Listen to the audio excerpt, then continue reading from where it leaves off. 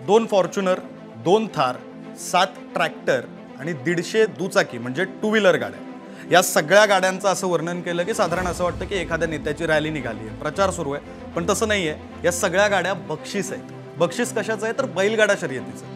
आता ही शर्यत कोणी भरवली आहे, कोण ऑर्गनाईज करतंय तर त्यांचं नाव आहे डबल महाराष्ट्र केसरी चंद्रहार पाटील. 2 फॉर्च्युनर, 2 थार हे बक्षीस ठेवत असताना ह्या पडद्या पाठीमागच्या बाजू कोणाला दिसत नाही. आज माझी 34 स्पर्धा आहे. चंद्रहार पाटील फक्त बक्षीस मोठमोठे ठेवून पब्लिक जमा करून स्टंट करतो असा एक गैरसमज ठराविक लोकांमध्ये आहे. त्या शेतकरी लोकांना माहिती आहे माझं काय चाललंय, कारण मी स्वतः शेतकऱ्याचा मुलगा आहे का. ह्या पडद्या पाठीमागच्या ह्या ज्या गोष्टी आहेत आज मी तुम्हाला प्रूफ सहित दाखवू शकतो. म्हणजे बऱ्यापैकी आता माझ्या मोबाईलमध्ये सुद्धा आहे की माझ्या स्पर्धा जाहीर झाल्यापासून शेतकरी वर्गामध्ये जवळजवळ 100 कोटी रुपयाची उलाढाल झाली. जो आज 50,000चा आदत खोंड आहे तो माझ्या स्पर्धेसाठी 2 ते 2.5 लाखाला खरेदी केला जातो आता. आणि मोठ्या मोठ्या बैलांचे गेले तर 65 ते 70 लाख रुपये, 50 लाख रुपये, 50 लाख प्लस व्यवहार चालू आहेत आता. मग माझ्या स्पर्धेमध्ये जवळ 3 ते 4 हजार बैल सहभागी होणार आहेत. मी जर आज तुम्हाला 10-15 लाखाचा एक बैल म्हणतोय कमीत कमी आणि जास्तीत जास्त 70 लाखापर्यंत व्यवहार चालू झाले तर ह्याची सरासरी तुम्ही काढा. त्याचबरोबर मग पशुखाद्याचे कारखाने असतील, खाद्याची दुकानं असतील. आज आपल्या प्रत्येक ग्रामीण भागामध्ये पशुवैद्यकीय दवाखाने बंद पडलेले होते, ते आज परत चालू झाले चांगल्या पद्धतीने. सरकारी दवाखाने असतील, खाजगी असतील, अशा अनेक गोष्टी आहेत की ह्या बैलगाडी स्पर्धेच्या पुढे तुम्हाला फॉर्च्युनर थार दिसते. आणि ह्या पडद्या पाठीमागचं जे शेतकऱ्यांचं अर्थचक्र आहे ह्या अर्थचक्रामध्ये कुठलाही दलाल आलेला नाही, कुठला व्यापारी आलेला नाही, कुठलाही सरकारचा हस्तक्षेप आलेला नाही, अजूनपर्यंत आलेला नाही. त्यामुळे शेतकरी टू शेतकरी हे व्यवहार होत आहेत आणि 100% फायदा शेतकऱ्याला मिळतो. कुस्तीच्या बाबतीत, कुस्तीच्या स्पर्धेच्या बाबतीत जे आरोप होतात म्हणजे जवळपास दरवर्षी होतात का बाबा मॅच फिक्स होते, चुकीचा नियम दाखवला, चुकीचे निर्णय दिले, असं होतं कुस्तीमध्ये. आणि ते पण महाराष्ट्र केसरी सारख्या स्पर्धेमध्ये, इतक्या मानाच्या स्पर्धेमध्ये मॅचमध्ये पार्सलिटी होती. 100% खरं की जी मी प्रतिक्रिया दिली होती की त्या पंचाला गोळ्या घालून मारायला पाहिजे होतं, त्या ज्या पैलवाना ज्याच्यावर अन्याय झाला. अजूनही ठाम आहे तुम्ही? आत्ताही ठाम आहे मी त्या गोष्टीवर. 2 फॉर्च्युनर, 2 थार, 7 ट्रॅक्टर आणि 150 दुचाकी म्हणजे टू व्हीलर गाड्या, या सगळ्या गाड्यांचं असं वर्णन केलं की साधारण असं वाटतं की एखाद्या नेत्याची रॅली निघाली आहे, प्रचार सुरू आहे. पण तसं नाही आहे. या सगळ्या गाड्या बक्षीस आहेत. बक्षीस कशाचं आहे तर बैलगाडा शर्यतीचं. आता ही शर्यत कोणी भरवली आहे, कोण ऑर्गनाईज करतंय तर त्यांचं नाव आहे डबल महाराष्ट्र केसरी चंद्रहार पाटील. आज आपल्यासोबत ते स्टुडिओमध्ये त्या स्पर्धेविषयी आपल्याला बोलायचंच आहे. पण त्याच्या पलीकडे जाऊन आता चंद्रहार पाटील म्हटलं की मग राजकारणाचा विषय येतो, शिवसेनेचा विषय येतो, दोन्ही शिवसेनांचा विषय येतो. या सगळ्याविषयी सुद्धा त्यांच्याशी बोलायचं आहे. बैलगाडा शर्यतीचं वेड नेमकं काय हे सगळं समजून घ्यायचं आहे. आणि त्यासाठी पुढारी न्यूजच्या पॉडकास्टमध्ये आज आपल्यासोबत चंद्रहार पाटील आहेत. तुमचं स्वागत आहे आदित्य. नमस्कार. आपण सुरुवात बैलगाडा शर्यतीपासूनच करूया. बैलगाडा शर्यत काय आहे वगैरे समजून घ्यायचं आहे. पण तुम्ही जी स्पर्धा भरवताय ती नेमकी काय आहे, तिचं स्वरूप नेमकं काय आहे, तिथून सुरुवात करूया. सुरुवात याची शिवसेना बैलगाडा संघटनेचं हे राज्यव्यापी शिवसेनेचं पहिलं अधिवेशन असणार आहे सांगली जिल्ह्यामध्ये. त्या टायटलला आम्ही श्रीनाथ केसरी असं टायटलला नाव दिलेलं आहे की जो बैलगाडीचा विजेता होईल तो त्या श्रीनाथ केसरीचा मानकरी होईल.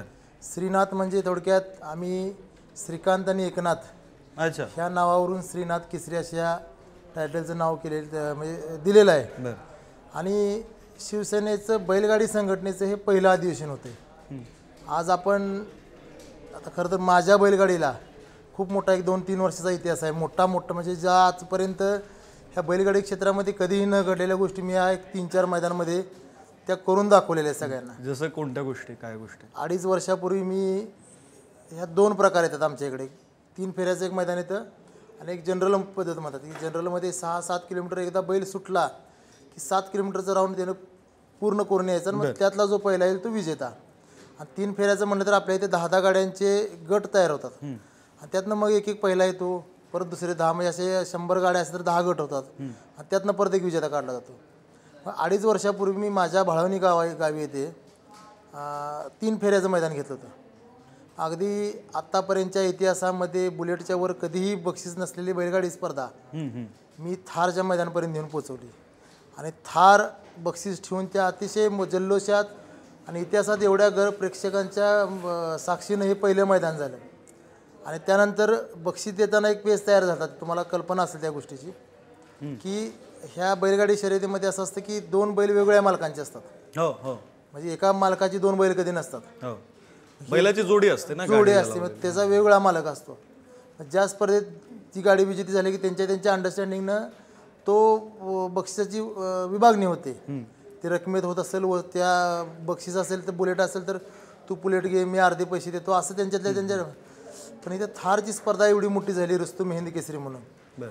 की दोन्ही बैल तुमच्या स्पर्धेचं आधीचं नाव रुस्तम हिंद रुस्तुम हिंद होतं. रुस्तम हिंद. मग त्यात असा पेज तयार झाला की दोन्हीही मालकं मलाच थार पाहिजे म्हणून त्यांनी आग्रह धरला की ती थार मलाच पाहिजे.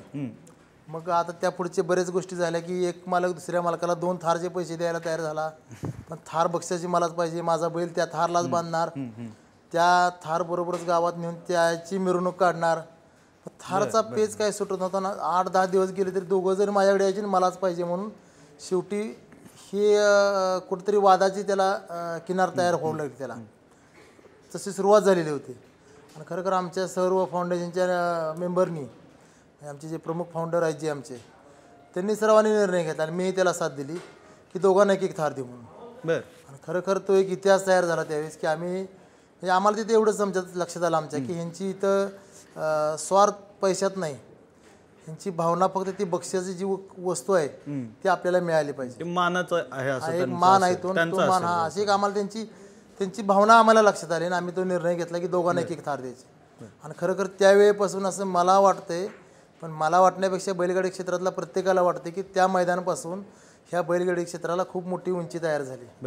आणि तिथून पुढे मग बैलांच्या किमती वाढल्या, हळूहळू गावामध्ये बंद पडलेले पशुवैद्यकीय दवाखाने चालू झाले, पशुखाद्याच्या कंपन्या जोमानं चालू झाल्या. म्हणजे मी आज जी बक्षीस, त्यानंतर माझ्या 3 स्पर्धा झाल्या, त्यानंतर अजून एक थारची स्पर्धा झाली, ट्रॅक्टरची एक स्पर्धा झाली आणि आज ही 4थी स्पर्धा आहे. बरं. म्हणजे हे आधीच्या 3चं नाव रुस्तम हिंद होतं. रुस्तम हिंद होतं, नाही 2 स्पर्धांचं रुस्तम हिंद होतं. तिसरं जे होतं थारचं मैदान घेत होतं मुख्यमंत्री केसरी म्हणून. अच्छा. मग त्यावेळेस मी महाविकास आघाडीमध्ये करत होतो, उद्धवसाहेब मुख्यमंत्री झाले पाहिजे म्हणून त्यांच्यासाठी आपण हे मैदान केलेलं होतं. हे किती साली केलं होतं? 4 महिन्यापाठी मग लोकसभा आणि विधानसभेच्या पटीमध्ये. बरं. 4 नाही, जास्त दिवस झाले. लोकसभा आणि विधानसभा संपली आणि विधानसभेच्या पूर्वी एप्रिल 2024 ते डिसेंबर 2024च्या मध्ये. हा, म्हणजे आता जरा 7-8 महिने वेळ आहे. त्यामध्ये सुद्धा मी, म्हणजे मला ह्यातला मूळ उद्देश असतो आमचा की गोवंश संवर्धन झालं पाहिजे. वरची आमची टॅगलाईन अशी असती, उद्देश एकच, गोवंश संवर्धन. आणि त्याच्या खाली मग मुख्यमंत्री केसरी असेल, आज श्रीनाथ केसरी असेल, ह्या टायटलच्या खाली हे सगळं येतं. मग शिवसेना पक्ष सुद्धा आमचा ह्या टायटलच्या खाली येतो, उद्देश एकच, गोवंश संवर्धन. मग त्या पद्धतीने ही 4थी स्पर्धा आहे माझी. गोवंश संवर्धन कसं होतं, म्हणजे त्यामागचे तुमची काय थिअरी आहे की बाबा स्पर्धा आयोजित केली म्हणून गोवंश आज मी त्याकडे येतो, पण त्याच्या आधी ही जी स्पर्धा आहे तिचं नियोजन नेमकं काय आहे, ते मैदान किती मोठं आहे, किती लोक येणं अपेक्षित आहे, हे थोडं सांगा. तुम्ही जर म्हणताय की इतकी मोठी बक्षिसं देणार आहे, प्रेक्षक पण खूप येतील ना, ती जागा नेमकी कोणती आहे, किती मोठी जागा आहे? आज ह्या स्पर्धेला आमच्या नव्हे तर पोलिसांच्या रिपोर्टप्रमाणे 5 लाखापेक्षा जास्त शेतकरी तिथे उपस्थित असतील, म्हणजे प्रेक्षक उभा असतील. जवळजवळ 500 एकराचं ग्राउंड, 500 एकरापेक्षा जास्त मोठं ग्राउंड आम्ही ह्या स्पर्धेसाठी निवडलेलं आहे. ते तासगावपासून काही अंतरावर, तासगाव शहराच्या लगतच आहे म्हणा, तिथंच हे मैदान आपण आयोजित केलेलं आहे. आणि ह्या एकाच ग्राउंडवर ह्या 2 पद्धतीच्या, म्हणजे 3 फेऱ्याचं मैदान, त्याच पद्धतीने जनरल बैलगाडी स्पर्धा आणि त्यातच श्वान स्पर्धा.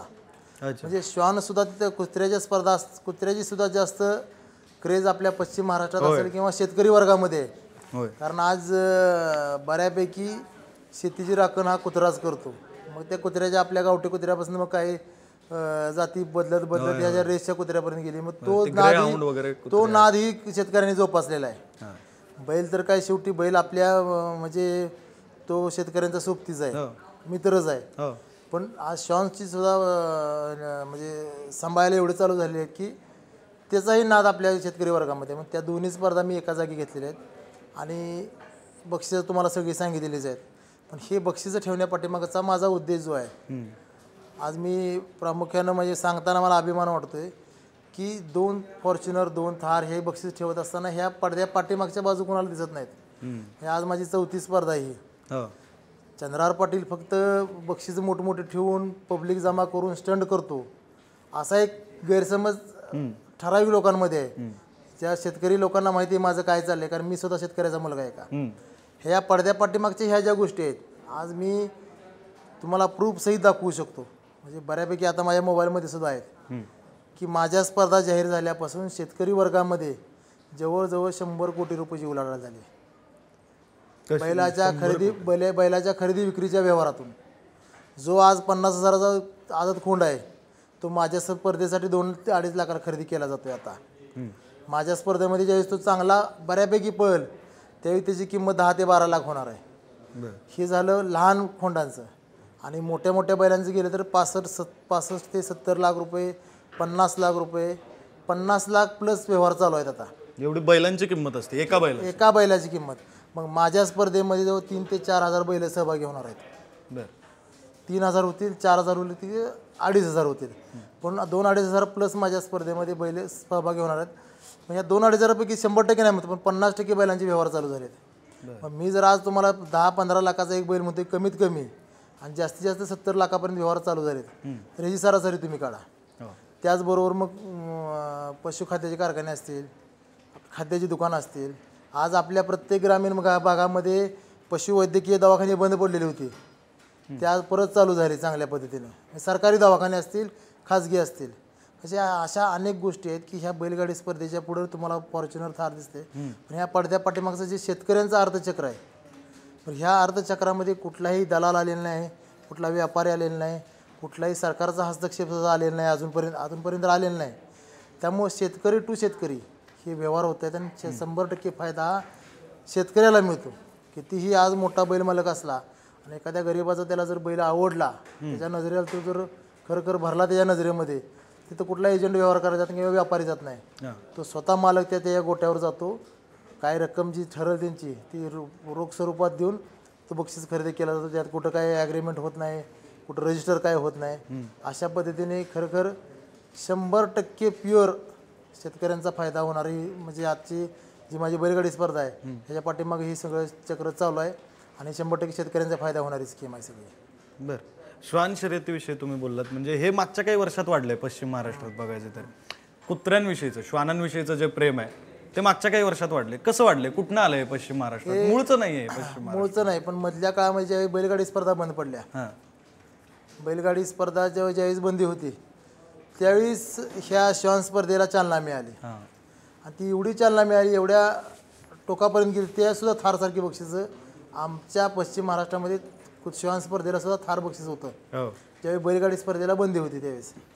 त्यानंतर असा विषय झाला की बैलगाडी स्पर्धा चालू झाली आणि श्वान स्पर्धेला कुठेतरी अधोगती तयार झालेली. आत्ता बऱ्यापैकी त्या श्वान स्पर्धेला म्हणजे त्यावेळेची क्रेज आणि आत्ताची क्रेज जर बघितलं आपण तर 100%पेक्षा 50-40% श्वान स्पर्धा येऊन थांबलेली होती. आणि आज मी त्याला परत तेच माझा प्रयत्न आहे की परत ह्याला सुद्धा चालना मिळाली पाहिजे, जशी बैलगाडीला मिळाली तशी श्वान स्पर्धेला सुद्धा आपल्या स्पर्धेच्या पासून त्याची चांगली सुरुवात झाली पाहिजे.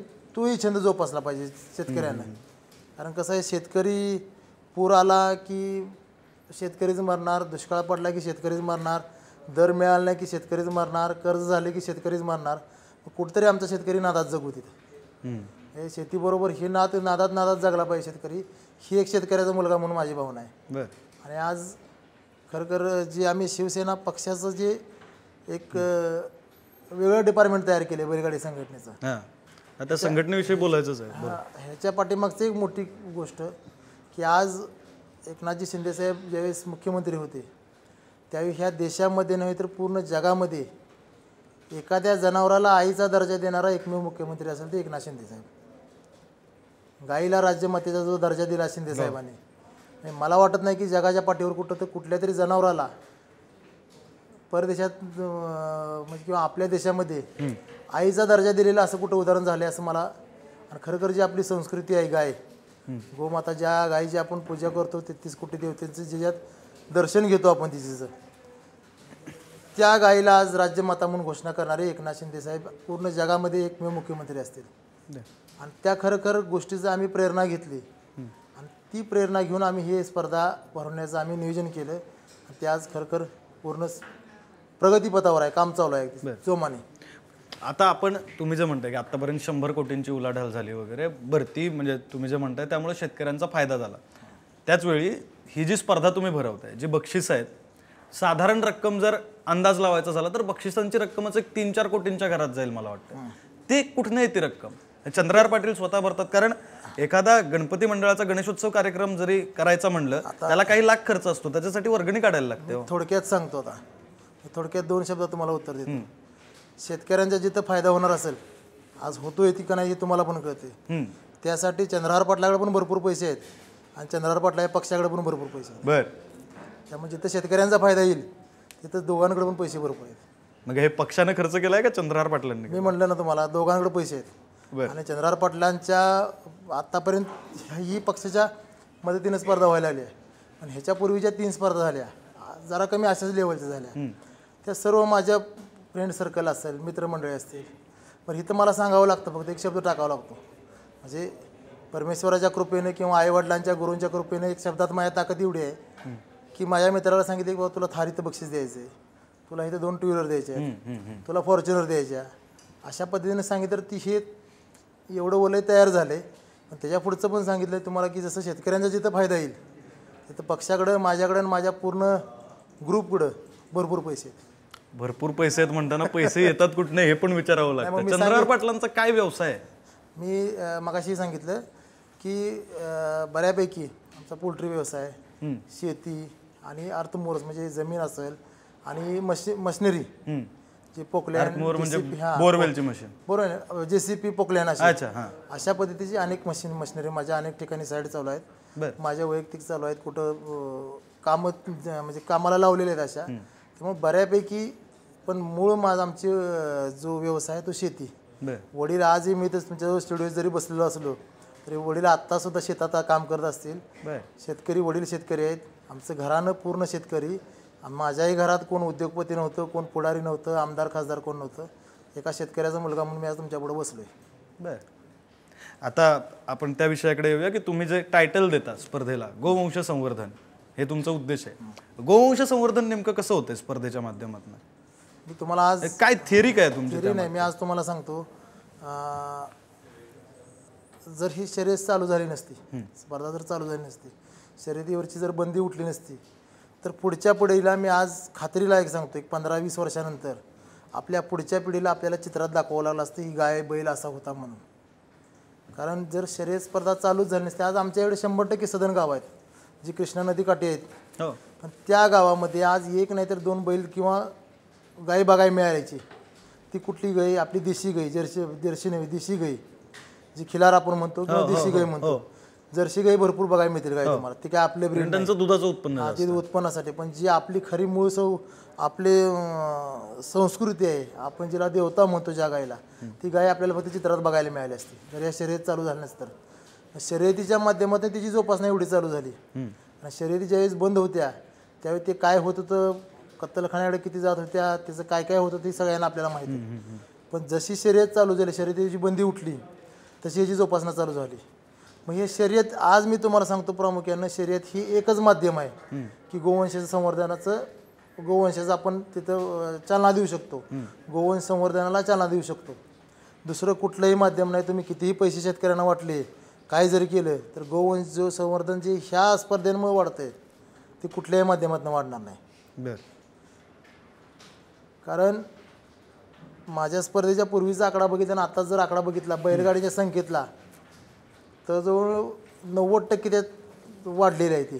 म्हणजे त्यावेळेस माझ्या स्पर्धेला 100 गाड्या फक्त आल्या. म्हणजे ज्यावेळी मी थारचं मैदान ठेवलं होतं पहिलं.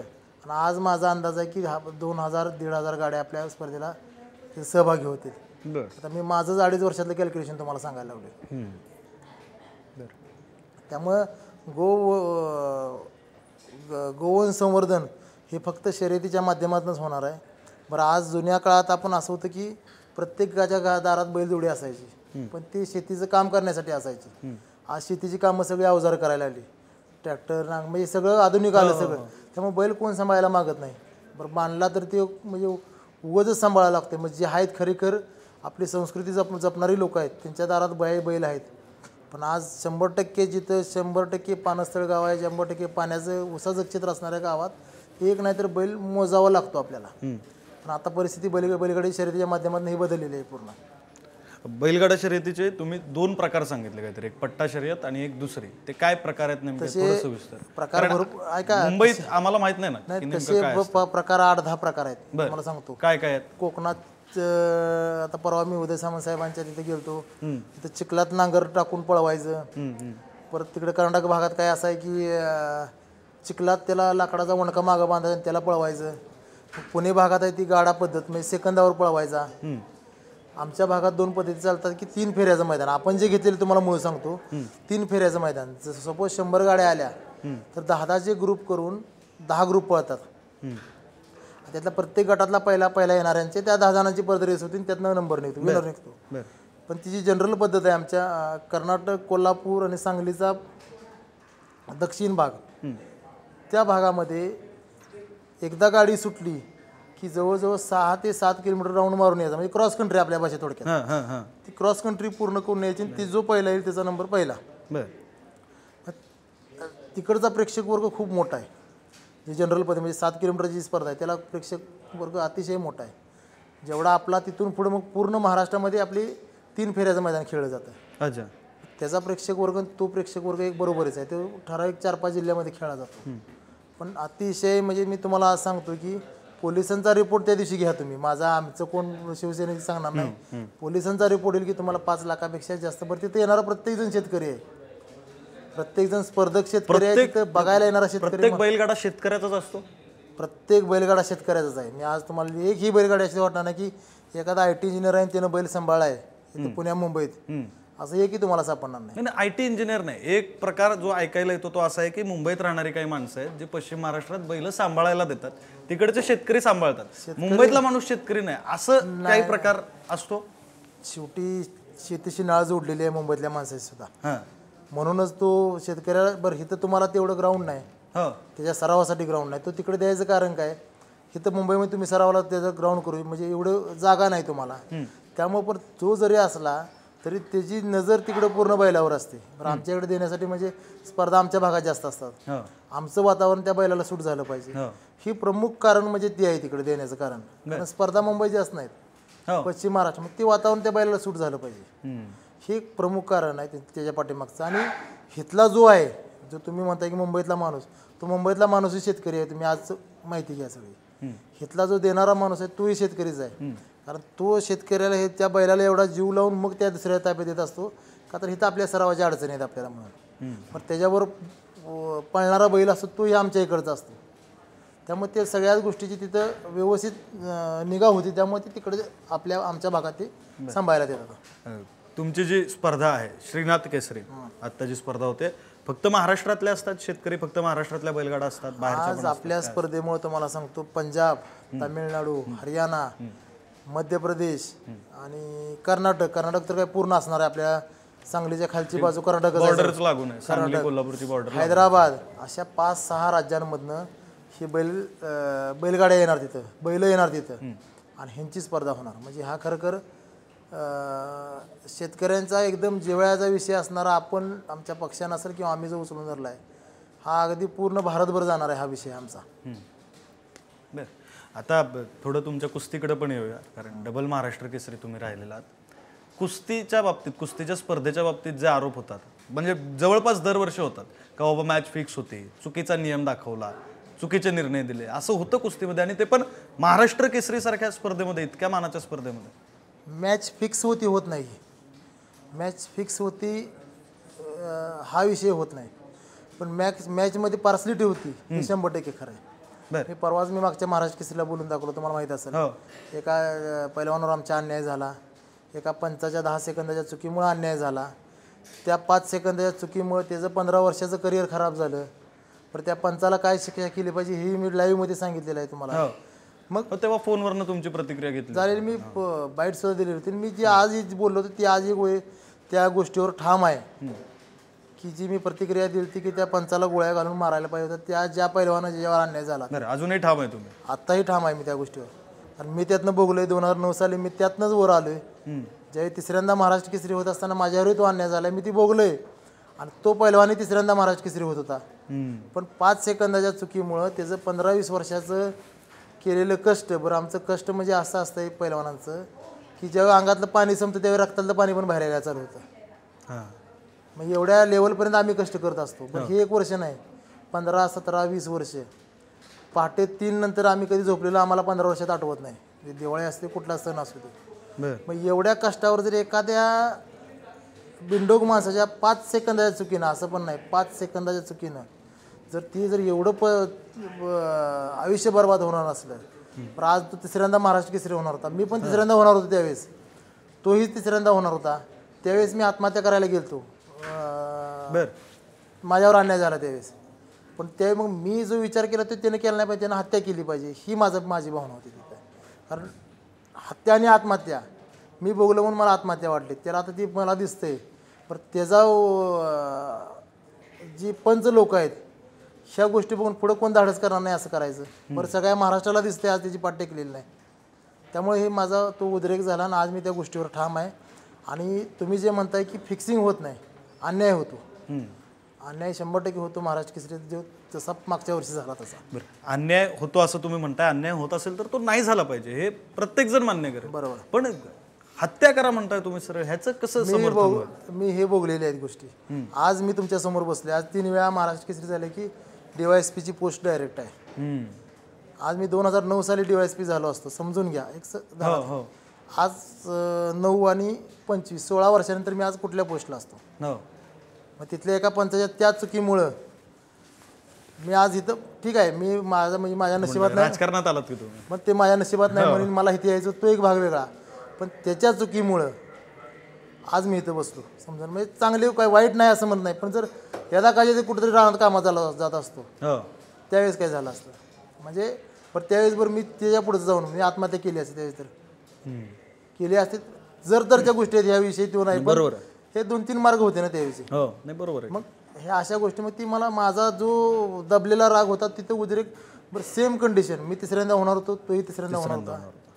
माझी पंचायत चुकी मग ते झालं तसं त्याच्या पंचायत म्हणजे मला ते दिसलं समोरासमोर, म्हणून आत्महत्येवरून हत्येवर गेलो मी. बरं काय झालं होतं तुम्ही 2009 म्हणताय ना, त्यावेळी नेमकं काय झालं होतं? म्हणजे काय कुठला डाव टाकला होता, काय झालं होतं नेमकं? 2009 साली 2-2 मिनिटाचे 3 राऊंड असायचे. बरं त्यावेळेचा नेहमी वेगळा होता. आता 3-3 मिनिटाचे आहेत, पण त्यावेळी 2-2 मिनिटाचे 3 राऊंड असायचे. 6 मिनिटाची कुस्ती असायची आणि मधले 30-30 सेकंद, म्हणजे अशी टोटल 7 मिनिटाची कुस्ती असायची. 7 मिनिटाची कुस्ती माझ्याजवळ आजही व्हिडिओ आहेत सगळ्या. मी आज ही दाखवून मी सिद्ध करू शकतो की बरं ती माझी फायनलची कुस्ती नव्हती, माझी आधीची कुस्ती. त्यामुळे मी आज सिद्ध करू शकत नाही की मीच महाराष्ट्र केसरी होतो म्हणून. मी जर फायनलच्या जर झाला तर मी म्हणू शकतो होतो की, कारण त्यानंतर 2-3 कुस्त्या करून मग तो विरोधी पैलवान फायनलमध्ये गेला होता. आणि आज मी सिद्ध करू शकतो की मी महाराष्ट्र केसरी होतो त्यावेळेस म्हणून. म्हणजे मग पुढचं माझ्या त्याच्यापूर्वी 2 वेळा मी झालतो ना, 7-8 साली मी झालो, 9 साली हे झालं. मग 7 मिनिटाची कुस्ती जवळजवळ 1.5 तास चालवली ह्यांनी. अच्छा 1.5 तास म्हणजे एक ॲक्शन मी केली की ती कुस्ती थांबवायची, मग त्याला रिप्लाय बघायचा, मग सगळ्या पैलवानांनी वरदंगा करायचा. माझे समर्थक म्हणजे माझ्या कुस्तीवर विश्वास होता. समर्थक न्यायचे म्हणले तर मी ते 5,000 जण घेऊन आलो असतो. पण मला विश्वास होता ना की आपल्याला बाबा बरं इथं कुस्तीच करायची, इथं काही सभेला आलो नाही, सभेला जायचं नाही आपल्याला, कुस्तीच करायच्या. मग त्यामुळे त्या गोष्टीचा गैरफायदा घेतला त्यांनी आणि त्यावेळेस मला त्यावेळेस हरवलं गेलं. मग ते हरवलं का नाही, माझ्यापेक्षा संपूर्ण महाराष्ट्रातल्या कुठल्याही कुस्ती चौकीला जर तुम्ही विचारलं तुम्हाला काय उत्तर ते तुम्हीच ऐका फक्त. त्यामुळे माझी ती भावना त्यावेळी झाली. सेम कंडिशन आता 2024ला झाली परत. पण मग हे जे आपण म्हणतो की पार्शलिटी होते किंवा अन्याय होतो, तो कशामुळे होतो? त्याच्यात पण राजकारण असतं, राजकीय दबाव असतो का वेगळी काही कारणं असतात? नाही राजकीय पण राजकीय होत नाही हस्तक्षेप. तुझा माझा पैलवान ही होतं. राजकीय असं कोण मोठ्या पक्षाचा कुठला तर बोज असलं काय होत नाही. म्हणजे बाबा भाजपनं प्रेशर दिले, काँग्रेसनं असं केले, असलं काय होत नाही. तर हे 100% होत नाही. हा तुझा माझा पैलवान ही पंचांची भावना असते की हा माझा पैलवान असं आहे थोडक्यात म्हणा की थोडक्यात पंचांची. हा म्हणजे पंचीचं टीम समजा स्पर्धा आयोजक कोण आहे, त्याच्या बाजूचा कोण पैलवान आहे बाबा कोण आहे, असं काहीतरी थोड्याफार गोष्टी होत्या. आणि काही काही पंचांच्या चुकीमुळेच होतं. जसं परवा झालं पंचांच्या चुकीमुळे, तिथं काही राजकीय हस्तक्षेप नव्हता किंवा काय नव्हता, पण ते पंचांनंच गडबड केली. का केली ते मला अजून कळालेलं नाही. पण ते बरं सगळ्यांना दिसते, तुम्हाला कुस्तीतलं काही कळत नाही, तुम्ही पण म्हणताय अरे पाठ टेकलेलं नाही म्हणून. होय मग हे झालं ना तिथं, त्यामुळे कुस्ती बदनाम झाली. मग आता महाराष्ट्रातली कुस्ती किंवा एकंदरीत क्रीडा क्षेत्र जे आहे त्या संदर्भात तुम्हाला काय वाटतं आत्ताचं क्रीडा क्षेत्र किंवा त्याला जो वाव मिळतोय तो योग्य आहे, आणखी मिळाला पाहिजे, त्यासाठी काय केलं पाहिजे, तुमचं विजन काय एक खेळाडू म्हणून? मागच्या वर्षी खेळाडू म्हणून मी जिल्हाधिकारी कार्यालयासमोर सांगलीमध्ये उपोषणाला बसलो. तिथं एक दिवसीय लाक्षणिक उपोषण करून सरकारकडे मागणी केली की आता आमचा जो एक वाद चालू आहे नवीन, महाराष्ट्रात 2-2, 3-3 महाराष्ट्र केसरी स्पर्धा व्हायच्या, ते बोलायचंच होतं. बोला बोला. त्या स्पर्धेसाठी मी त्या मागणीसाठी ह्याच्यासमोर बसलो होतो जिल्हाधिकारी कार्यालयासमोर, किंवा एका वर्षात एकच महाराष्ट्र केसरी झाली पाहिजे.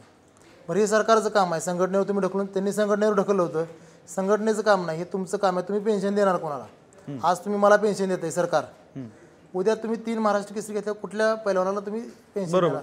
सरकारी सुविधा जी आहे ते तुम्ही कुठल्या पैलवानाला, खरा कुठला खोटा कुठला, कसं ठरवणार? म्हणजे सरकारनं हस्तक्षेप करून हे थांबवायचं. आणि त्यामध्ये माझी मेन टॅगलाईन एकच होती, कुस्ती खाली होती, एक राज्य एक खेळ एक संघटना ही शासनानं अंमलबजावणी केली पाहिजे. जशी कुस्ती म्हणजे 2-2, 3-3 संघटना झाल्या, तशा बॉडिंग बिल्डिंगमध्ये आहेत, कबड्डीमध्ये आहेत, खो खोमध्ये आहेत, जे मैदानी खेळ आहेत आपले, त्या प्रत्येक खेळामध्ये ह्या संघटनेची कीड लागलेली आहे. ही कीड जर शासनाचं 2 मिनिटाचं काम आहे, GR काढणे, एक राज्य एक खेळ एक संघटना, तीच पुढं नॅशनलला जाईल, तीच इंटरनॅशनलला जाईल, तीच ऑलिम्पिकला जाईल. सारखा मी ह्यासाठी दत्तात्रय मामा भरणे जे क्रीडा मंत्री होते त्यांना निवेदन दिलं, देवेंद्र फडणवीस साहेबांना जे मुख्यमंत्री त्यांना सुद्धा निवेदन दिलं. मी पहिले सांगलीत उपोषणाला बसून ह्या दोघांना भेटलो, त्यावरही तोडगा निघाला नाही. गेल्या वर्षी परत माझं उपोषण झाल्यानंतर अजून एक महाराष्ट्र केसरी पार पडली, आणि ह्या वर्षी परत आता 2-3 महाराष्ट्र केसरी होणार. म्हणजे 2024 साली महाराष्ट्र केसरी स्पर्धा झालेली नव्हत्या इलेक्शनच्या काळामुळे. मग 2024चे 2 महाराष्ट्र केसरी 2025 मध्ये झाले, आणि 2025चे 2 महाराष्ट्र केसरी आता नोव्हेंबर-डिसेंबर मध्ये होणार. म्हणजे एका वर्षात 4 ते 5 महाराष्ट्र केसरी होणार. मग सरकार पेन्शन देणार कोणाला, आणि खरा कुठला खोटा कुठला कसं ठरवणार? 24 मध्ये तुम्ही विरोधी पक्षात होतात, आता तुम्ही सरकारमध्ये, आता तुम्ही सरकारमध्ये राहून ही तक्रार करणं योग्य आहे? सरकारमध्ये राहून तक्रार करणार, मी सरकारच्या विरोधात उपोषण आंदोलन सुद्धा करणार.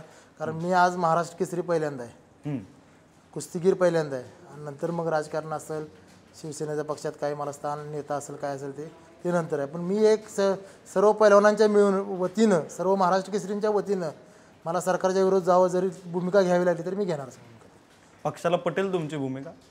मी आज पहिल्यांदा महाराष्ट्र केसरी आहे. सगळ्या महाराष्ट्र केसरींच्या बरोबर मला हे करावं लागणार, मी एकटा करणार नाही. माझ्याबरोबर 30 ते 40 महाराष्ट्र केसरी जर मला इकडं चलं म्हणजे तर मला तिकडे जावं लागेल. बरं, हे आज आमच्या क्षेत्राला वाचवण्यासाठी प्रयत्न आहे. आम्ही कुठं आम्हाला पेन्शन वाढवा किंवा आम्हाला ह्या सुविधा म्हणत नाही, आम्ही आमचा मान मागायला लागलो. म्हणजे जी गदा आम्हाला सरकारच्या वतीनं किंवा जी मिळती गदा, त्या गदेचा मान जर तुम्ही राखत नसाल ते गदेचं आम्ही करायचं काय? त्यामुळे मला ह्या महाराष्ट्र केसरींच्या बरोबर त्यांच्या भूमिकेत मला सहभागी व्हावं लागलं. आता तुमची पैलवानकी झाली, तुमची कुस्ती झाली, तिथनं पुढे तुम्ही राजकारणात आलात. राजकारणात नेमके कधी आलात? म्हणजे कुस्ती सुरू होती तेव्हा आलात का कुस्ती सोडून मग राजकारणात आलात? अजूनही कुस्ती सुरू आहे, नेमकं काय? सगळ्यांचा अजून बऱ्यापैकी गैरसमज आहे. गैरसमज अजून माहिती नाही, गैरसमज माहिती नाही की मी महाराष्ट्र केसरी होण्यापूर्वी जिल्हा परिषदला निवडून आलेलो होतो. हे सगळ्यांना वाटतं की महाराष्ट्र केसरी झालो, कुस्तीतनं बाहेर पडलो आणि मग जिल्हा परिषद निवडणूक लढवली. पण मी ज्यावेळी महाराष्ट्र केसरी सुद्धा झालेलं नव्हतो, त्यावेळी वयाच्या 22व्या वर्षी मला स्वतःला मतदान करून मी समोरचा 28 वर्ष निवडून येणाऱ्या उमेदवाराला 10 मतांनी पराभूत केलं. बरं, मला स्वतःला मतदान केलं त्यावेळी सांगली जिल्हा परिषदला. म्हणजे 2007च्या मार्च महिन्यामध्ये जिल्हा परिषद निवडणूक झाली, आणि 2007च्या नोव्हेंबर महिन्यामध्ये मी पहिल्यांदा महाराष्ट्र केसरी झालो. आणि 2009 साली जानेवारी महिन्यामध्ये परत महाराष्ट्र केसरी झालो. म्हणजे पहिलं जिल्हा परिषद, परत महाराष्ट्र केसरी, परत विधानसभेला 2009 साली अर्ज भरलेला. म्हणजे ही कुस्तीची कारकिर्दी चालू असताना, जिल्हा परिषदची कारकिर्दी चालू असताना 2012 साली कारकिर्द संपली म्हणजे राजकारणात. त्यानंतर मग आरक्षण पडलं. मग राजकारणापासून लांब गेलेलो नव्हतो, पण मी माझ्या पक्षाशी कनेक्टेड होतो, नेत्यांशी कनेक्टेड होतो. आणि त्यानंतर मग मी 16 सालापर्यंत कुस्ती खेळत होतो मी. अच्छा. 2016 सालापर्यंत मी स्वतः मैदानामध्ये उतरत होतो महाराष्ट्र केसरी स्पर्धेमध्ये. 2003 ज्यावेळेस माझ्यावर अन्याय झाला, तिथनं पुढे तिसऱ्यांदा होण्यासाठी मी बरेच प्रयत्न केले, पण तिथं मला अपयश आलं. मी कबूल करतो, आज मला तिथं त्या प्रतिस्पर्ध्यांना हरवलं मला, आणि मी हारलो तिथं. पण 2009 साली हारलो नव्हतो मी, आजही तुम्हाला ठामपणे सांगतो. मग 2016 नंतर तुम्हाला माहिती आहे, गावी आलो, ज्या मला अडचणी तालमीमध्ये राहताना आल्या मॅटवरची मातीची स्विमिंग असेल, जिम असेल, शाळा असेल, भाजीचं मार्केट, ह्या त्या सगळ्या मी एका छताखाली आणायच्या ठरवल्या. आणि गावामध्ये 3 एकरमध्ये भारतातला सगळ्यात मोठा कुस्ती आखाडा उभं करण्याचं काम 2016-17 साली चालू केलं. बर.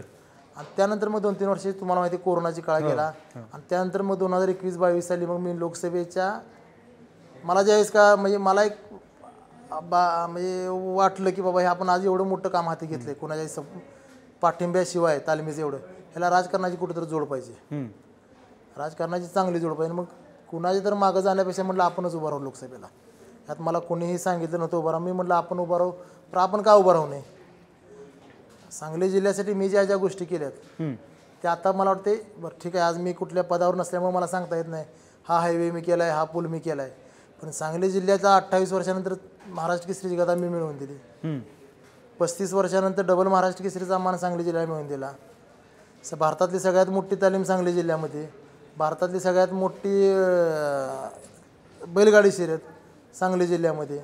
हे अशा अनेक गोष्टी आहेत की सांगली जिल्ह्याचं नाव तिथं आपल्याला म्हणजे बऱ्यापैकी पोचवत म्हणजे प्रथम स्थानावर नेता येईल अशा पद्धतीने परत आता मी आज शेतकऱ्याचा मुलगा एवढं करू शकत असलं तर परत लोकसभेची उभी राहावी म्हणून काय अडचण झाली, म्हणजे काय वाईट की म्हणजे चुकीचं काय केलं आणि वाटलं मी त्या दिशेने प्रयत्न केले आणि मला तिकिटापर्यंत पोहोचलो मी. आता 24ला.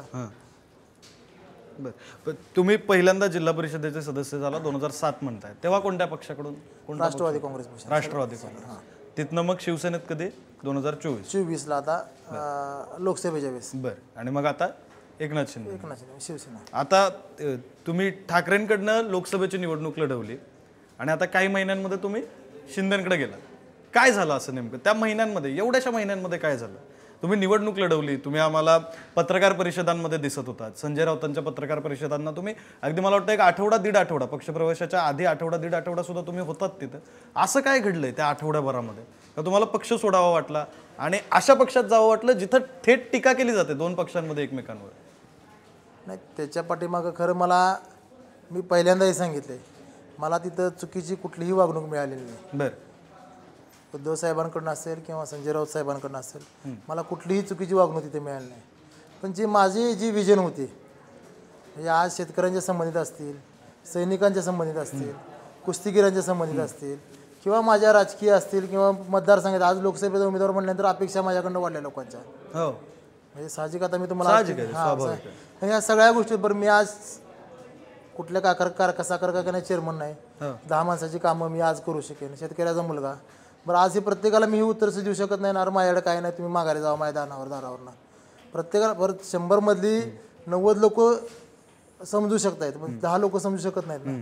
त्या 10 मधली 5 जणांची तर कामं झाली पाहिजे. मग माझ्या सगळ्याच गोष्टी ज्या असतील, बरं मी लहानपणापासून जी व्हिजन मी सांभाळून ठेवलेली होती, गोवंश संवर्धन असेल, सैनिकांचं असेल, मी सांगितलं खूप जुन्या बऱ्याच दिवसापासून माझ्या ह्या इच्छा होती की हे करायचं आपण. आता तुम्ही बघितलं माझं आता की 4 महिन्यामध्ये सिंदूर यात्रा झाली काश्मीरची, आज ह्या बैलगाडी संघटनेचं म्हणजे गोवंश संवर्धनाचं प्रामुख्यानं पहिलं अधिवेशन सांगलीमध्ये एवढ्या मोठ्या भव्य दिव्य पद्धतीनं पार पडते.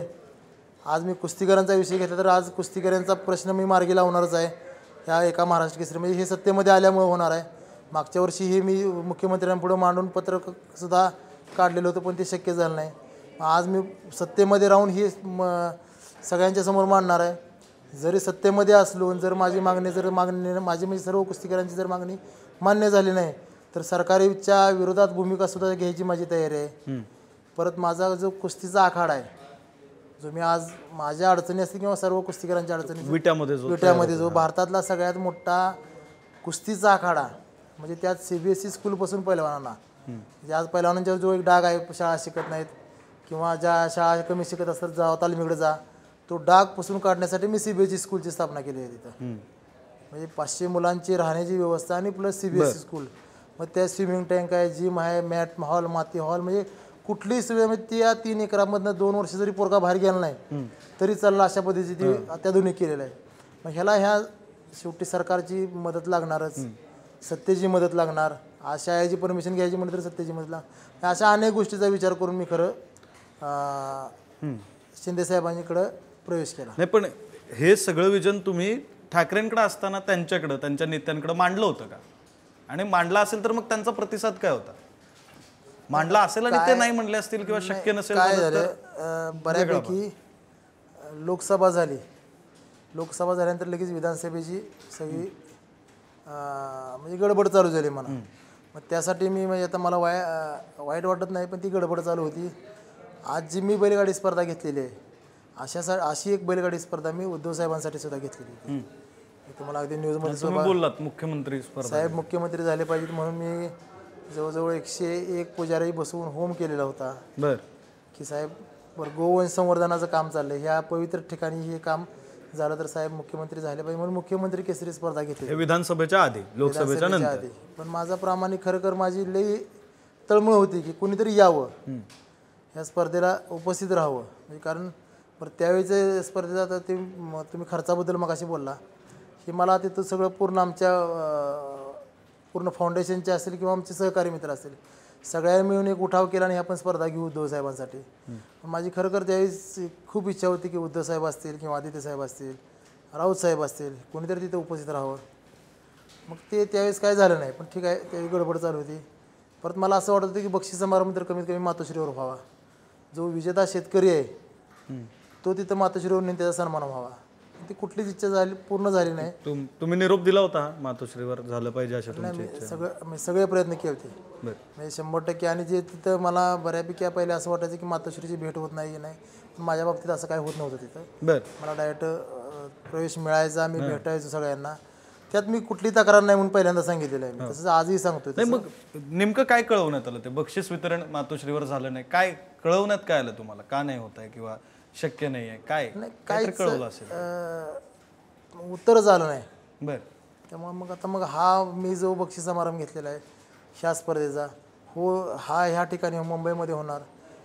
फॉर्च्युनर थार सारखी वाहनं देऊन मुंबईमध्ये शेतकऱ्यांचे सन्मान होणार. बर म्हणजे स्पर्धा तिकडे होणार आहे, बक्षीस समारंभ समारंभ इथे होणार. आज क्रिकेटमध्ये शतक मारलं तर तुम्ही BMW ऑडी कार देताय खेळाडूला तिथल्या. आज आमचा शेतकरी जो खरं म्हणजे गोवंशाचं संवर्धन करून शेतकऱ्याचा सन्मान आमचा इथे शेतकऱ्या फॉर्च्युनरमधनं फिरणार आहे आमचा. म्हणजे सामान्य शेतकरी एखाद्या वेळेस त्याची परिस्थिती अशी असणार आहे. असे अनेक टॉपची बैल आहेत की त्यांना आज गोटासुद्धा बांधायची परिस्थिती नाही त्याची. म्हणजे बैलाला बांधायला गोटासुद्धा बांधायची परिस्थिती नाही, पण तो बैल आज 1 नंबर टॉपमध्ये पळतोय. अशी पण बैल आहेत आमच्यात. म्हणजे आपल्या सांगली आटपाडी तालुक्यामध्ये घरनिकी गाव आहे. घरनिकी घरनिकीचा राजा म्हणून एक प्रसिद्ध बैल आहे. मी स्वतः त्याला मागच्या एकदा पुशेगावला हिंदी केसरी झाल्यानंतर मी त्याला भेटायला गेलो स्वतः. तर त्याला झाडाखाली बांधलेला होता. अच्छा. मालकाचं फक्त पत्र्याचं साधं घर आहे आणि भागात असल्यामुळे जाऊन भेटून मी सन्मान करून आलो त्या बैलाचा. पण त्या बैलाला झाडाखाली बांधला होता का तर गोटा बांधायला त्याची पैसे नाहीत. पण त्या बैलाची मागणी त्यावेळेस 1,30,00,000 रुपयाला झालेली होती, पण तरीसुद्धा त्या मालकाने दिला नाही. म्हणजे शेवटी त्यांची अटॅचमेंट असते ती इमोशनल सुद्धा असते मला बैला. म्हणजे शेतकऱ्यांसाठी हा मुद्दा फक्त आर्थिक किंवा उत्पन्नाचं साधन एवढं नाही, पण शेवटी भावनिकतेचा पण विषय हा मोठा. त्याला स्वतःला घर राहिलं नाही, बैलाला तर लांबच झाडाखाली पाऊस आला उन्हात. त्या काळामध्ये त्या शेतकऱ्याला आमच्या 1,30,00,000 रुपयाला बैल इकडच्या भागातल्या लोकांनी काही मागितलेला, पण तरीसुद्धा त्याने दिलेलं नाही. शेवटी ही प्रेम जिव्हाळा हा शेतकरी जपू शकतो फक्त. म्हणजे तो शेतकरी जर आज नशिबानं जर विजेता झाला, धरून जरा डोळ्यापुढे चित्र घ्या तुम्ही, तर तो फॉर्च्युनरमधनं फिरणार आहे. ज्याला आज बैलाला गोटा नाही, राहायला घर नाही, तो शेतकरी आज फॉर्च्युनरमध्ये फिरणार आहे. ही आमच्यासाठी मोठ्या गोष्टी आहेत, माझ्या पक्षासाठी मोठ्या गोष्टी आहेत. आणि त्याचा सन्मान इथं मंत्रालयामध्ये करणार मी. मी माझी काही गोष्टी आहेत जी मी ती पूर्ण करतोच बऱ्यापैकी. माझ्या डोक्यात होतं की फॉर्च्युनरच द्यायची, स्कॉर्पिओ पण द्यायची नाही, इनोवा पण द्यायची नाही, फॉर्च्युनर द्यायची. मग ती मी काय पण करून ते तयारच केलं. मग 1 नाही तर 2 फॉर्च्युनर द्यायच्या. माझी भावना अशी आहे इथनं पुढच्या म्हणजे 2 वेगवेगळ्या स्पर्धांना 2 आहेत ना? वेगळ्या 2 पट्टा आणि एक जनरल. मग मी आता अजून माझी भावना अजून पक्षी सिस्टीम मी अजून व्यक्त केलेली नाही. काय जरी झालं तरी ह्या 150 टू व्हीलर, 7 ट्रॅक्टर, 2 थार आणि 2 फॉर्च्युनर हे मला मंत्रालयाच्या आवारातच कुठेतरी द्यायचं, बक्षीस समारंभ करायचा आहे. आणि शेतकऱ्याचा केवढा मोठा सन्मान होऊ शकतो हे महाराष्ट्राला नाही तर पूर्ण भारत देशाला दाखवायचं आहे. बरं. आता हे सगळं आपण पुन्हा बैलगाडा शर्यतीकडे चालू. आपण राजकारणावर बोलत होतो. तुम्ही ठाकरेंकडे पण काम केलंय, म्हणजे साधारण किती महिने? 1 8-10 महिने केलं असेल मला वाटतं. 8-10 महिने 6-7 महिने 6-7 महिने आता तुम्ही शिंदेकडे पण काम करताय. काय फरक आहे दोन्ही शिवसेनांमध्ये? तर दोन्ही शिवसेनाच आहेत, काहीतरी फरक जाणवत असेल दोन्हीकडे. आता मला हे तर शिवसेनेमध्ये आज तुम्ही बघताय की मला ज्या गोष्टी खरं ह्या गोष्टी पटण्यासारख्या आहेत. गोवन संवर्धन असेल, सैनिकांचा विषय, आज तुम्ही सिंदूर यात्रे जर बघितलं तर मी माझं विजन सांगितलं नुसतं की असं असं केलं तर आपल्याला हे कधीही न झालेल्या गोष्टी आहेत. ह्या सैनिकांसाठी आहे ज्यांच्यामुळे आपण आज खरं घरात निवांत झोपतोय, त्यांच्यासाठी काहीतरी करूया. पण ते केल्यामुळे त्यांची भूक भागणार नाही, पण कुठंतरी तरुणांच्या मनामध्ये देशप्रेम, देशभावना जागी होणार आहे. आणि खरं तुम्हाला जी माझी 1200 मुलं गेली तिथं पहलगामच्या हल्ल्यातल्या ज्या व्हिडिओ दाखवल्या, खरं ते आज बाहेर आर्मीची लोक बाहेर दाखवत नाहीत, पण त्यांच्या कॉरिडोर हॉलमध्ये बसून ज्या 150 मुलांना व्हिडिओ दाखवल्या ते सगळी मुलं रडत होती अक्षरशः. म्हणजे पहलगाम हल्ल्याच्या लाईव्ह व्हिडिओ, त्यावेळी त्यांचे कॅमेरे चालू असतील आर्मीचे, त्यांनी ते लाईव्ह व्हिडिओ काढून ठेवलेले आहेत त्यांच्याजवळ, त्याच्या जे की बाहेर अजून मीडियामध्ये नाहीत. म्हणजे जे आपण सोशल मीडियावर बघतो त्याच्या व्यतिरिक्त काही व्हिडिओ आर्मीकडे, त्या व्यतिरिक्त खऱ्या ओरिजिनल म्हणजे असं युद्ध चालू आणि इथनं असा त्यांचा कॅमेरा काय असेल ते एक्सपायर चालू होतं. त्या व्हिडिओ दाखवल्यानंतर ज्या माणसाचा पाय, म्हणजे ज्या आपल्या सैनिकाचा पाय असा अगदी छिन्न विछिन्न अवस्थेत पडलेला आहे, तो आमचा ऑफिसर आमच्या पुढे तिथे बाकड्यावर बसलेला आहे. त्याला तिथं बघताना इथं बघताना सगळी पोरं रडत होती आमची. म्हणजे ही बघितल्यानंतर जी एक आमच्या मनात भावना तयार झाली सगळं, ही मला करायचं होतं. माझी भावना काय, त्या 1200च्या रक्तदानामुळं आर्मीची रक्त पुरणार आहे असं नाही विषय, पण जी 1200 मुलं होती ती 12,000 जणांना येऊन सांगितलं त्यांनी आम्ही काय बघितलं आणि काय अवस्था आहे आपल्या आर्मीची. ही माझी भावना होती, ती मला खरं लगेच मला ह्याला गती मिळाली. तर हा विषय आहे. बैलगाडी ही फॉर्च्युनर सगळं सोडून द्या तुम्ही, हा विषय घेऊ नका. माझा उद्देश आहे गोवन संवर्धन झालं पाहिजे. जी आपण खरं हिंदू धर्मामध्ये जिला गाय आपण म्हणून पूजा करतो, तिची सेवा झाली पाहिजे, तिचं कुठंतरी तिचं अजून तिची वाढ झाली पाहिजे. आज तिची जर शर्यत जर नसती तर तुम्हाला मी आज मगाशी जर सांगितलं 15 वर्षानंतर पुढच्या पिढीला आपल्याला चित्रातच दाखवावं लागलं असतं. खिलार बैल अशी होती, खिलार गाय अशी होती. खिलार म्हणतो मी तुम्हाला, देशी गावठी देशी, जर्सी गाय ही बघायला मिळतो विषय नाही का. पण ही आपल्याला खरं जी पूजा करायची म्हणल्यावर पुन्हा जर्सी गायची पूजा करायला असते आपल्याला 15 वर्षानंतर. वसुबारशाला आपण परवा गायची पूजा केली, काल परवा दिवशीच त्या दिवशी जर्सी गायची पूजा करावी लागली असते. म्हणजे मला ह्या गोष्टीचा अभिमान वाटतो की कुठेतरी ह्या गोष्टींना चालना मिळालेली आहे. बर, आता परत ठाकरे आणि शिंदे दोन गोष्टींविषयी बोलावं लागेल. असं म्हणतात की ठाकरेंना भेटता येत नाही, ठाकरेंशी बोलता येत नाही, कार्यकर्त्यांचा थेट ठाकरेंशी संपर्क होत नाही, मधली माणसं जी आहेत ती ठाकरेंपर्यंत पोहोचू देत नाहीत. असं होतं का? आणि असं होत असेल तर मग शिंदेच्या बाबतीतला अनुभव काय? त्यांच्याशी डायरेक्ट कनेक्ट असतो का? एकनाथ शिंदेशी डायरेक्ट बोलता येतं का? का मग मध्ये कोण असतं आणि मध्ये असलेली माणसं पुन्हा पोहोचू देतात का?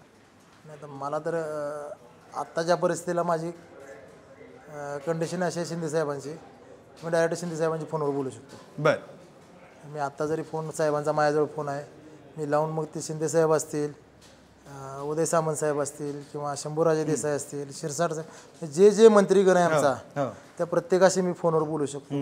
फोनवरनं काम सांगू शकतो, माझी अडचण सांगू शकतो. एवढा फ्रीडम मला तिथं आहे. पण तेवढा फ्रीडम तिकडेही होता, पण तिथं मला सांगायसाठी काही नव्हतं माझ्याजवळ. अच्छा, आज मी ज्या गोष्टी आता बैलगाडी संदर्भात मला काय अडचण आली तर मी उदय सामंतांची लगेच चर्चा करतो. हे असं करावं लागतं, हे असं केलं पाहिजे. शेतकरी एवढे येणार आहेत, मग शेतकरी 1,500 बैल येणार, मग गाड्या येणार तर 3,000-4,000 बैल येतील, त्यांची व्यवस्था काय करायची बैलांची. म्हणजे ह्या गोष्टी आहेत एकदम फ्रीडममध्ये मी करू शकतो. जसं सिंदूर यात्रेला पण 1200 मुलं चाललेत, पहिलवान मुलं चाललेत. म्हटलं मला ड्रायफ्रूट पाहिजेत, बदाम पाहिजेत, काजू पाहिजेत, 1 टन बदाम घ्या, 1 टन काजू घ्या प्रवासादरम्यान. म्हणजे अशा काही गोष्टी आहेत की मी आज लगेच, कारण पैलवानांचा खुराक चालू असेल ना. खुराक असं नाही, पण रक्तदान करायला चालले, वातावरण बदलणार आहे, डाएट चांगला मिळायला पाहिजे, ही माझी भावना होती.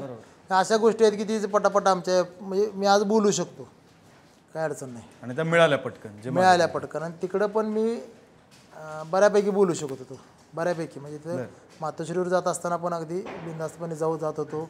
माझी भेट होत होती, उद्धव साहेब असतील, राऊत साहेबांची होती, म्हणजे काय अडचण नव्हती. काय किती वेळा तुम्ही साधारण मातोश्रीवर गेलात त्या 6-7 महिन्यामध्ये? आकडा साधारण सांगता येईल आपल्याला? 6-7 महिन्यात कमी, किंवा भेट किती वेळा झाली साधारण? 6-7 महिन्यात मी मातोश्रीवर एक 15 ते 20 वेळा गेलो. 15-20 वेळा भेट झाली म्हणजे. आता आपण पुन्हा ते सिंदूर रक्तदान यात्रा तुम्ही जी काश्मीरमध्ये केली होती त्याविषयी बोललो. मला हा प्रश्न होता खरं तर की काश्मीरमध्ये जाऊन रक्तदान करायची काय गरज आहे, इथं केलं तरी पण ते तिथं पोहोचते. पण ते तुम्ही उत्तर दिलं की तिथं गेल्यानंतर मुलांना जे त्याच्या पाठीमागं पण आहे, त्याच्या पाठीमागच्या पण गोष्टी आहेत. मला पण असा अनेकांनी प्रश्न विचारला, हो तिकडं 1200 नेण्यापेक्षा इथं 1200 जणांचं कर आणि ते रक्त नेऊन तू लावायची तिथे हा दे. म्हणजे हा प्रश्न स्वाभाविक आहे ना, साहजिक आहे. त्यात सुद्धा मी खूप खोलात गेलोय.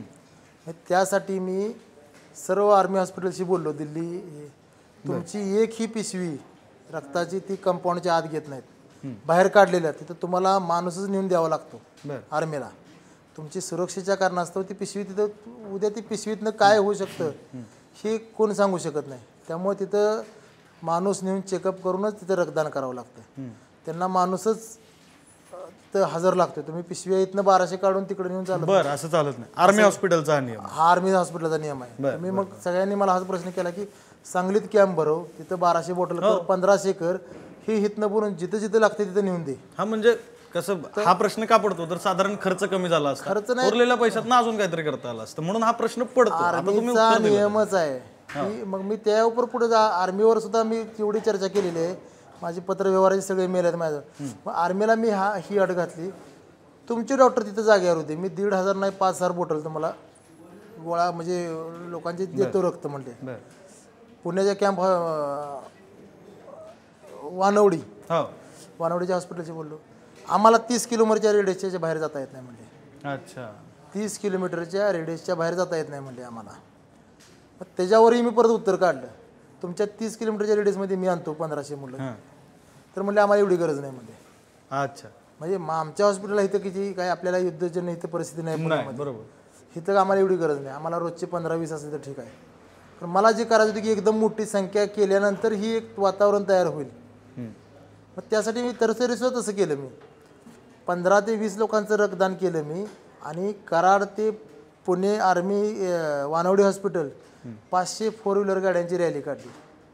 कराड ते पुणे वानवडी, कराड ते पुणे वानवडी 500 4 व्हीलर गाड्यांची रॅली काढली की आर्मीच्या रक्तदानासाठी. केलं 15-20 जणांनीच. पण ती एक जरा मला मुलांच्या जी तयार करायचं होतं वातावरण, ही रॅली काढायची. आणि ह्यानंतर मग जय हिंद महारक्तदान यात्रा दिल्लीच्या आर्मी हॉस्पिटलची काढायची. सगळ्या परवानगी वगैरे सगळ्या मला मिळाल्या आहेत. माझ्याकडे पत्र आहेत, आज सगळे मेल आहेत, सगळे माझे व्यवहार झालेले. कमांड हॉस्पिटलची मी तिथं राहायची व्यवस्था. पण तुम्ही आता जे म्हणलात की रक्तदान 15 जणांनी केलं, पण 500 गाड्यांची रॅली काढली. मला त्याच्या पाठीमागची माझी भावना एवढी होती की परत ज्यावेळेस आपण दिल्लीला जाणार आहे त्यावेळेस या लोकांना आजचं वातावरण हे बघायला मिळालं पाहिजे. जय हिंद म्हणून जी मी यात्रा काढली की ही वातावरण आज बघू दे. आज आपण कशासाठी चाललोय सगळे, म्हणजे देश आर्मीच्या रक्तदानासाठी चाललोय. करणार आहे मी तिथं आर्मीच्या हॉस्पिटलमध्ये मी करणार आहे. पण ही एक भावना तयार होती ना लोक पोरांच्या मध्ये, अरे उठा चला आपल्याला जायचंय दिल्लीला आर्मीला रक्तदान कराय. ते ही वातावरण निर्मिती केली मी ते पहिल्या ह्याच्यातनं. आणि मग ही सगळी दिल्लीला घेऊन जायचं प्लॅनिंग पूर्ण झालं. तर माझं मी पक्ष नव्हता कुठलाही माझ्याबरोबर. मी तिथं जाऊन मोठा हॉल बुक केला, जवळ 60 बस बुक केल्या त्या दिल्लीमध्ये इकडे तिकडे फिरायला. आर्मीची परवानगी आणली, कुठं रक्तदान होणार. म्हणजे तुम्हाला विशेष सांगतो गोष्ट महत्त्वाची, मी 4 दिवसाचा प्रोग्राम ठेवला दिल्लीमध्ये. लाल किल्ला बघणे किंवा हे अशा एक पर्यटन स्थळ 4 बघणे आणि रक्तदान करणे. पण ज्या ज्या ठिकाणी माझ्या 60 बस फिरणार होत्या ते 60 बसचा रस्ता आर्मीने रिकामा ठेवला होता 4 दिवसासाठी. ज्या टायमिंगला जिथनं बस जाणार आहेत माझ्या 60 त्यावेळी ती पूर्ण रस्ता रिकामा ठेवला होता. म्हणजे एवढी आर्मीनं त्यावेळेस आपल्याला हा कन्सेप्टच नवीन होता. पण त्यांच्याकडनंच परत उत्तर आलं मला की प्रदूषणाची लाट झालेली आहे, लहान मुलांच्या शाळेला सुट्टी दिलेली आहे. आज आपण देश स्वतंत्र झाल्यापासून पहिल्यांदा हे करतोय. जर यदा कदाचित जर आर्मी कमांड हॉस्पिटलमध्ये रक्तदान करताना कुठली घटना घडली तर ह्या गोष्टीला अडचण नको, फक्त तुम्ही 15 दिवस पुढे ढकला म्हणले ते मला. ते काय त्यांनी नाही म्हणून सांगितलं, फक्त पण 15 दिवस पुढे ढकलत असताना माझी एकट्याची कसरत म्हणजे ते हॉल बुक केलेला, बस बुक केलेल्या, केटरिंगवाला, ट्रेन महत्त्वाची, ट्रेन 22-25 डब्याची ट्रेन, ही सगळी सिस्टीम हलवावी लागत होती मला. ते माझ्या ट्रेन काही शक्य झालं नाही. आणि त्यावेळेस माझी यात्रा थांबली. आणि आज शिंदेसाहेबांची साथ मिळाल्यामुळं एवढ्या गतीनं एवढ्या मोठ्या पद्धतीने यात्रा पार पडली की अगदी वरिष्ठ म्हणजे वरच्या लेवलहून अभिनंदनाचे फोन आले मला. आता परत आपण ते राजकारणाच्या विषयातनं परत तिकडे गेलो, परत एकदा राजकारणाकडे तुम्ही फिरून राजकारणाकडे आणताय, मी जातोय सरकार समाजकारणाकडे. नाही, आपण सुरुवात तिथनंच केली की तर हां, तुमचा जो प्रवेश झाला त्याच्या आधी मला वाटतं उदय सामंत एकदा विट्याला आले होते. त्यांनी तुमच्या त्या जे तुमचं कुस्तीचं तयार होतं, तालीम तयार होते भारतातली सगळ्यात मोठी, तिथं आले होते आणि तिथं त्यांनी एक अप्रत्यक्ष ऑफर दिली होती की शिंदे साहेबांना आता तुमच्या गळ्यात हार घालण्याची संधी द्या, असं ते म्हणाले होते. उदय सामंत आहेत कोकणातले, तुम्ही आहात विट्याचे, सांगलीचे, एकनाथ शिंदे साताऱ्याचे, म्हणजे आपण त्यांचं मुंबई धरू कारण त्यांचं कार्यक्षेत्र मुंबईतलं आहे, ठाण्याचं आहे. कोकणातला नेता पश्चिम महाराष्ट्रातल्या नेत्याला ऑफर देतोय, हे कसं काय? म्हणजे पश्चिम महाराष्ट्रात नेते होते की पाठीमागचं कारण असं आहे, पश्चिम महाराष्ट्रामध्ये आहेत शंभूराजे आहेत, हो, आंबेडकर साहेब आहेत, क्षीरसागर साहेब आहेत नाही असं नाही, पण उदय सामंतांशी माझं नातं असं आहे, 2007 साली ज्यावेळी मी जिल्हा परिषद सदस्य झालो राष्ट्रवादी काँग्रेस पक्षामधून, त्या कार्यकाळामध्ये उदय सामंत साहेब हे आमचे प्रदेशाध्यक्ष होते युवकचे. आम्ही पण युवक, सामंत साहेब पण युवकच त्यावेळेस. त्यामुळे त्यावेळेची जी आमची अटॅचमेंट होती, जी मैत्री होती मला थोडक्यात, ती आजपर्यंत चालू होती आमची. आणि कुठं काहीतरी योगायोगाने हे सगळं जुळत आलं. आणि पहिल्यापासून म्हणजे लोकसभेच्या आधी पण आणि मधला जो काळ होता माझा, म्हणजे कुस्तीच्या कारकिर्दी असेल किंवा नंतर 20-22 कोरोनाच्या काळामध्ये, ह्या वेळा काळामध्ये सुद्धा आमची अटॅचमेंट चालू होती. त्यावेळेस ते मंत्री होते, माझं भेटणं चालू होतं. आणि त्यावेळेचे आमचे संबंध म्हणजे 15-20 वर्षापूर्वीचे संबंध आमचे. त्यामुळे कोकणातला नेता, सांगलीचा नेता आणि मुंबईचा नेता हे असे चक्र तयार झाले. बर, आता तुमचा ज्यावेळी पक्षप्रवेश झाला ना, त्यावेळी तुमचे जे स्थानिक आमदार आहेत तुमच्या मतदारसंघातले, सुहास बाबर, ते बोलताना भाषणातनं त्यांनी एक 2-3 मुद्दे मांडले. पहिला मुद्दा त्यांनी असा मांडला की सुहास बाबरांचे वडील माजी आमदार अनिल बाबर यांनी तुम्हाला एक सल्ला दिलेला की त्या पक्षात कधी जाऊ नको, म्हणजे तुम्ही ठाकरेंकडून आलात, हे एक सुहास बाबर बोललेले. आणि दुसरा मुद्दा ते बोललेले की बरं गेलात ते गेलात त्याच माणसाकडे गेलात ज्याच्याकडे जायचं नव्हतं. कोणाविषयी बोलत होते सुहास बाबर? ते मी काय सांगू शकत नाही, कुठल्या माणसाबद्दल बोलत होते मी सांगू नाही. पक्ष ठीक आहे, त्या पक्षात जाऊ नका म्हणत होते, कारण ते पक्ष सोडून भाऊ अनिल बाबर शिंदे साहेबांकडे आले ते. साहजिक आहे, ते सोडून आलेल्या पक्षामध्ये मी ज्यांनी मला त्यावेळेस अनिल बाबरांनीच मला, भाऊंनी मला उभा केलं, जिल्हा परिषद उमेदवारी दिली ती, उभा केलं, निवडूनही आणलं त्यांनी मला.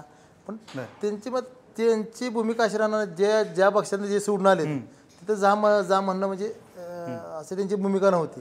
पण ते कुणाविषयी बोलले, वैयक्तिक कुठल्या माणसाविषयी बोलले ते पण ती मला माहित नाही, बोलले असते पण मला माहित नाही. आता पक्षामध्ये काय जबाबदारी आहे तुम्हाला एकनाथ शिंदेच्या शिवसेनेमध्ये? शिवसैनिक. बर, भविष्यात काय जबाबदारी देणार आहे या संदर्भात काय बोलणं झालंय? पक्ष प्रवेशाच्या चर्चा नाही, काय अपेक्षा आहे? नाही, अपेक्षा काय नाही. मी ह्या 1-2-3 अपेक्षा माझ्या ज्या होत्या की सिंदूर यात्रेसंदर्भात माझे 2-3 उपक्रम आहेत, ते खरं केल्यानंतर एक पक्षाची म्हणणार नाही मी, पण एक वेगळे विषय आहेत माझ्याजवळ, ते 2-3 पूर्ण करावेत एवढीच माझी म्हणजे अपेक्षा आहे. कुस्ती क्षेत्र असेल, बैलगाडी असेल, किंवा ही माझी सिंदूर यात्रा जी काढली, हे अशा 2-3 विषयांवर आपली, ते पण असं काही खास त्या अटी घातल्या तर मी गेलोय असं नाही विषय. ते आपले सहज बसल्यानंतर चर्चा झाली की हे केलं तर चांगलं होईल. शेतकऱ्यांचा मुद्दा आहे, जिव्हाळ्याचा विषय बैलगाडी शर्यत, आणि शेतकऱ्यांच्या पेक्षा गोवंश संवर्धन हे महत्त्वाचा आहे विषय. हे अशा सहज चर्चा झाल्या, ही काय अशा अटी घालून मी तिथं आलोय असं नाही काय विषय. आणि त्यामुळे त्याचं प्रमुख कारण म्हणजे तुम्हाला उदय सामंत साहेबांचं सांगितलं मी. सगळ्यात आता त्या मंत्रिमंडळामध्ये जे चालू मंत्रिमंडळामध्ये महाविकास आघाडीतले बऱ्यापैकी मंत्री त्यावेळी जे होते ते माझ्या संबंधित होते, नाही असं नाही, आमच्या जिल्ह्यातले असतील, शेजारी जिल्ह्यात. मग आता महायुतीमधले उदय सामंत साहेब एकदम जवळचे असल्यामुळे त्यांनी जर असं यासाठी प्रयत्न केले. बरं, आता आपण, मला वाटतं शेवटाकडेच आहे पॉडकास्टच्या, काही विषय राहिलेत असं मला वाटत नाही. परत एकदा फक्त त्या स्पर्धेकडे जाऊया. त्या स्पर्धेसाठीचं भविष्यातलं तुमचं विजन काय आहे त्याविषयी बोलूया. आणि एकंदरीत महाराष्ट्रातले खेळ, महाराष्ट्रातला क्रीडा हा जो विभाग आहे त्या संदर्भातलं भविष्यातलं विजन काय, त्या अनुषंगानं तुम्हाला काय वाटतं, त्या अनुषंगानं तुमच्या काही अपेक्षा आहेत का भविष्यात सरकारकडनं? कारण तुम्ही सरकारचाच भाग आहात ना आता. मी जसं सांगितलं, पण क्रीडा क्षेत्राबद्दल जर बोलायला गेला तुम्ही, तर एक राज्य, एक खेळ, एक संघटना, हे सरकारनं म्हणजे सुरुवातच केली पाहिजे. आता काही जरी झालं तर ही संघटना एकच काम करेल, एका खेळाला एकच संघटना काम करेल. 3-3 संघटना केल्या की ह्यात खेळाडू भरडला जातो. हे 15-20 वर्ष कष्ट करून जो खेळाडू तिथे येतो तो त्यात भरडून पूर्ण त्याचं नुकसान होतं, आयुष्याची बर्बादी होती मी म्हणतो. आता आमच्या क्षेत्रावर नाही घ्या, ऐन उमेदीच्या काळामध्ये आम्ही 15, 14, 12व्या वर्षी कुस्ती चालू करतो आणि जास्तीत 30व्या वर्षापर्यंत खेळत होती. तर त्या उमेदीच्या काळामध्ये आम्ही आमच्या गावाचं, जिल्ह्याचं, राज्याचं नाव मोठं व्हावं म्हणून पूर्ण वेळ त्याला देतो. आणि 25, 28, 30व्या वर्षी जर आम्हाला ही ठेच लागत असलं, संघटनेच्या वादाची जी झळ आहे ती आम्हाला बसत असते, तर ह्यात खेळाडूच भरडला जातो ना. त्यामुळे ही एक सरकारकडनं माझी अपेक्षा आहे, ही पूर्ण करून घेणार मी. बरं, अपेक्षा नाही, आता ही पूर्ण करून घेणार मी. आणि हा विश्वास आहे. हा विश्वास आहे मला. त्याच पद्धतीनं तुम्ही दुसरं विचारलं की बैलगाडी संघटना, बैलगाडीचं भविष्यामध्ये ही बैलगाडी एवढी मोठी झाली पाहिजे.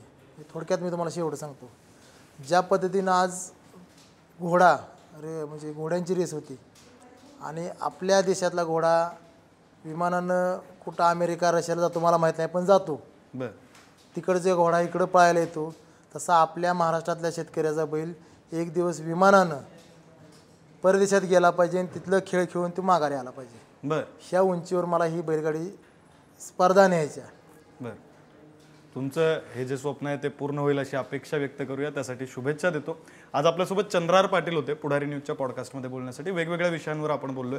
बैलगाडा स्पर्धा नेमकी काय आहे, त्यांनी जी स्पर्धा भरवली ती नेमकी काय, इथपासून ते राजकारणाचा विषय, मग ते क्रीडा क्षेत्रामध्ये त्यांच्या काय अपेक्षा आहेत, त्यांना जी ठेच लागली होती, त्यांच्यावर जो अन्याय झाला होता असं त्यांचं म्हणणं आहे, त्या संदर्भात सुद्धा आपण बोललेलो आहे. चंद्रहार पाटीलजी, धन्यवाद, तुम्ही हा सगळा वेळ दिलात आणि सविस्तर पुढारी न्यूजच्या पॉडकास्टमध्ये बोललात, त्यासाठी धन्यवाद. धन्यवाद.